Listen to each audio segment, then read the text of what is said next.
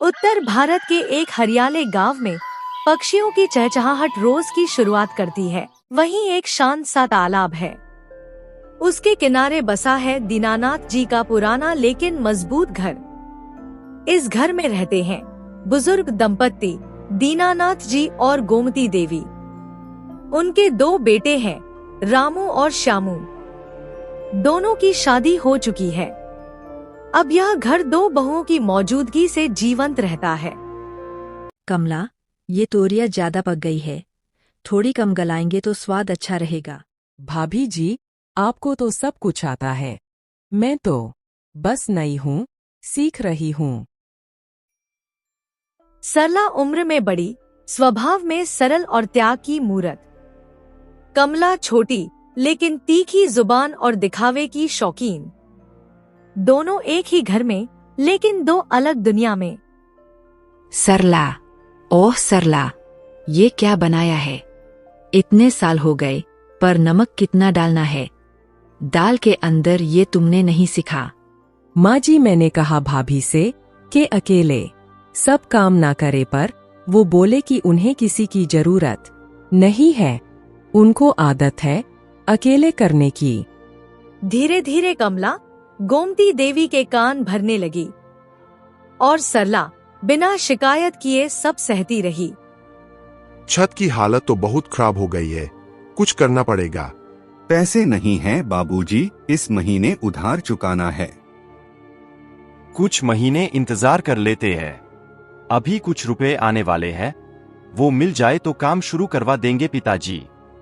पर किसी को नहीं पता था कि सरला हर महीने अपने खर्च से थोड़ा थोड़ा बचाकर एक गुल्लक में पैसे जमा कर रही थी। बिटिया, तुम हर दिन सुबह सबसे पहले जागती हो, सबसे बाद में सोती हो और फिर भी सबसे दूर हो। बाबूजी, तालाब जितना भी साफ हो, लोग उसमें सिर्फ कंकड़ फेंकते हैं। रात में दीनानाथ सरला के कमरे के पास से गुजरते हैं। दरवाजा खुला होता है। वे देखते हैं सरला एक मिट्टी की गुल्लक में पैसे डाल रही है। अगर 2 साल में छत नहीं बनी तो दीवारें गिरने लगेंगी। सबकी जिंदगी का घर है ये। बिना किसी को बताए सरला हर महीने 100 से 200 रुपए बचाकर गुल्लक भर रही थी, सिर्फ घर की छत के लिए।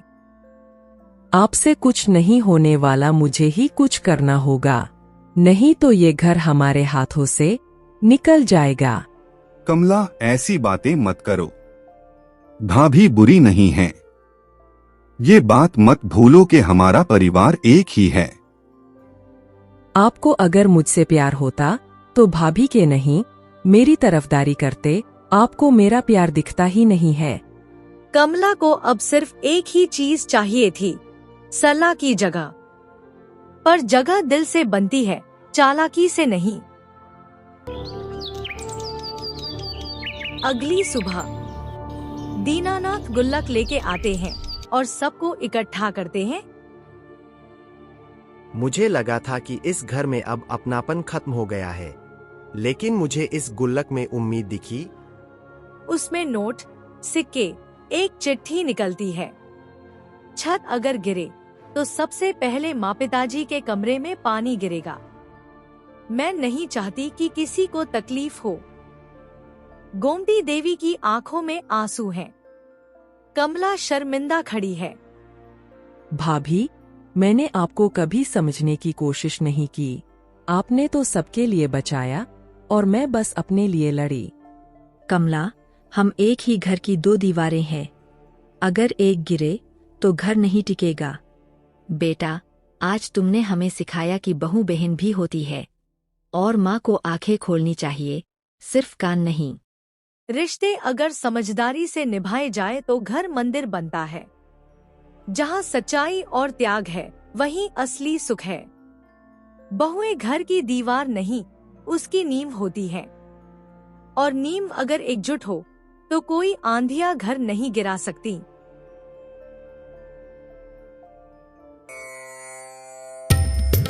गांव के एक छोटे से घर में मोहन अपनी माँ के साथ रहता था।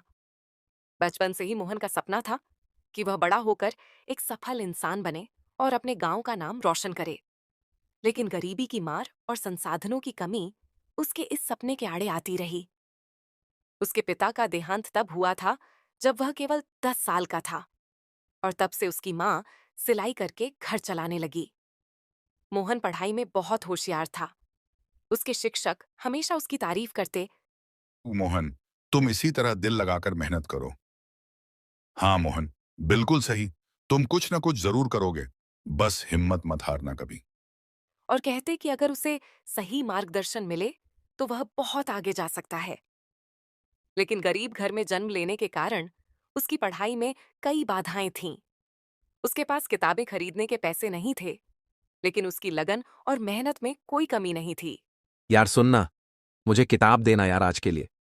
हाँ हाँ भाई, लेके जा। अच्छा सुन, कल तो संडे है, तू सीधा स्कूल में ही देना, ठीक है? तुझे पढ़ना तो नहीं है ना वैसे अभी? कैसे बात कर रहा है यार? तुझे लगता है क्या वैसे? दोनों हंसने लगे और मोहन किताब लेकर घर आ गया। वह अपने दोस्तों की किताबें मांग कर पढ़ता और रात रात भर लालटेन की रोशनी में पढ़ाई करता। समय निकलता गया और परीक्षा आ गई। मोहन स्कूल में टॉप आया था, और आता भी क्यों ना, उसने इतनी मेहनत जो की थी। बेटा, हमें पता था कि तेरी मेहनत जाया नहीं जाएगी। देखा, रंग लाई ना तेरी मेहनत। अब बस तू आगे की भी पढ़ाई कर ले और एक सफल इंसान बनकर अपने सपनों को पूरा कर दिखा। 10वीं कक्षा के बाद मोहन को आगे की पढ़ाई के लिए शहर जाना था। हाँ, मुझे आगे की पढ़ाई के लिए शहर जाना होगा। बेटा, मैं जानती हूँ, पर मेरे पास इतने पैसे नहीं हैं कि तुझे शहर भेज सकूं। माँ ऐसा मत कर, मैं हूं ना, मैं कुछ ना कुछ रास्ता निकाल लूंगा। लेकिन माँ के पास इतने पैसे नहीं थे कि उसे शहर भेज सके। उसने खुद ही ट्यूशन पढ़ाना शुरू किया और गांव के बच्चों को पढ़ाने लगा। धीरे धीरे उसने पैसे इकट्ठे किए और शहर जाने का फैसला किया। माँ, आखिरकार अब इतने पैसे हो गए हैं कि मैं शहर जा सकता हूँ। हाँ बेटा, तू जा, पर अपना ध्यान रखना। मेरे लिए तू ही सब कुछ है। शहर पहुंचकर मोहन को कई कठिनाइयों का सामना करना पड़ा। उसने एक छोटे से कमरे में रहना शुरू किया। ये कमरा है? इससे बड़ी जगह पर तो हमारे यहाँ गाय और भैंस को रखते हैं। खैर, कोई बात नहीं मोहन, थोड़ी एडजस्ट कर ले। इतना कहकर मोहन सोने लगा। उसकी मेहनत रंग लाई और उसने एक अच्छा कॉलेज में प्रवेश पा लिया। चलो, अब मेरा आगे कॉलेज में भी एडमिशन हो गया। दिन में कॉलेज जाता, रात में एक दुकान पर काम करता। सपनों की ओर बढ़ते कदम, कॉलेज में भी उसकी आर्थिक स्थिति अच्छी नहीं थी। अरे जरा इसके कपड़े तो देखो, कैसे लग रहे हैं। ना जाने किन किन लोगों को एडमिशन मिल जाता है कॉलेज में। मोहन ने कुछ नहीं कहा और वहां से चला गया, अपनी पढ़ाई की ओर ध्यान देने के लिए। उसकी लगन देखकर एक प्रोफेसर ने उसकी मदद की। तुम फिक्र मत करो, मैं हूं ना, मैं तुम्हारी मदद करूंगा। बस तुम इसी तरह दिल लगाकर मेहनत से पढ़ो। थैंक यू प्रोफेसर, आपकी मदद के लिए। उन्होंने उसे छात्रवृत्ति दिलवाने में सहायता की। मोहन ने कॉलेज की पढ़ाई पूरी की। कुछ समय बाद नौकरी के इंटरव्यू में। मिस्टर मोहन, आपके बारे में आपके प्रोफेसर ने हमें पहले ही बता दिया है। वह मेरे बहुत अच्छे दोस्त हैं। हमें उम्मीद है कि तुम हमारी कंपनी को आगे तक ले जाओगे। हाँ सर, मैं जरूर करूंगा। आपका धन्यवाद कि आपने मुझे इस काबिल समझा। इतनी बड़ी कंपनी में काम करना मेरे लिए सौभाग्य की बात है। और अपने पहले ही प्रयास में एक बड़ी कंपनी में नौकरी पा ली। जब वह पहली बार अपने गांव लौटा तो उसकी मां की आंखों में खुशी के आंसू थे। पूरा गांव उसे देखने आया और सभी को उस पर गर्व था। उसने अपने गांव के बच्चों के लिए एक स्कूल खोलने का फैसला किया, ताकि कोई और बच्चा सिर्फ गरीबी की वजह से अपने सपने से वंचित न रहे। नई सुबह मोहन ने अपने गांव में एक स्कूल बनवाया, जहां गरीब बच्चों को मुफ्त शिक्षा दी जाती थी। उसने यह साबित कर दिया कि मेहनत और लगन से कोई भी सपना पूरा किया जा सकता है। उसकी कहानी यह सिखाती है कि परिस्थितियां चाहे कितनी भी कठिन क्यों न हो, अगर इंसान सच्चे दिल से मेहनत करे तो सफलता अवश्य मिलती है। रवि एक छोटे से गांव में रहता था। रवि बहुत मेहनती और समझदार लड़का था। रवि के पिता मनोज एक मेहनती किसान थे और वो दिन रात मेहनत करते थे। फिर भी उसके परिवार की आर्थिक स्थिति सही नहीं थी। रवि का एक सपना था कि वो एक इंजीनियर बने, पर घर की हालात के कारण वो एक अच्छा स्कूल नहीं जा सकता था। रवि एक सरकारी स्कूल में जाता था, जिसका खर्चा भी वो लोग बहुत मुश्किलों से उठा पाते थे। वहीं दूसरी तरफ उसे गांव के सेठ का बेटा भी एक बड़े स्कूल में पढ़ता था। सेठ का एक ही बेटा था, अर्जुन, जिसे वो बहुत प्यार करता था। सेठ का नाम सोहन लाल था। सेठ गांव के अमीर लोगों में से एक था, इसीलिए उसके ना पढ़ने के कारण भी सेठ कुछ नहीं बोलता। अर्जुन के पास सब कुछ था, महंगे कपड़े, नए जूते, नई किताबें। पर इतना सब होने के बाद भी अर्जुन का मन पढ़ाई में नहीं लगता था। वो हर समय दोस्तों के साथ घूमता था और मौज मस्ती करता था।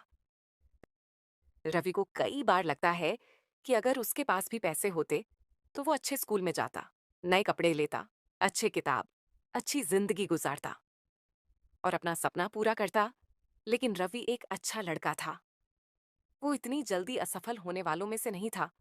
उसके पास जो था, जितना था, उसने आगे बढ़ने का फैसला लिया। काश हम भी अमीर होते तो इस तरह तुझे आज इतना तकलीफ नहीं होता। मैं हूं ना माँ, तुझे मुझ पर भरोसा है ना? तू चिंता मत कर, मैं अपना सपना जरूर पूरा करूंगा। समय गुजरता गया और बोर्ड के एग्जाम आ गए। अर्जुन तो किसी तरह पास हुआ, पर रवि स्कूल में टॉप आया था। रवि की मेहनत रंग लाई और उसे स्कूल की तरफ से कॉलेज जाने के लिए स्कॉलरशिप मिला।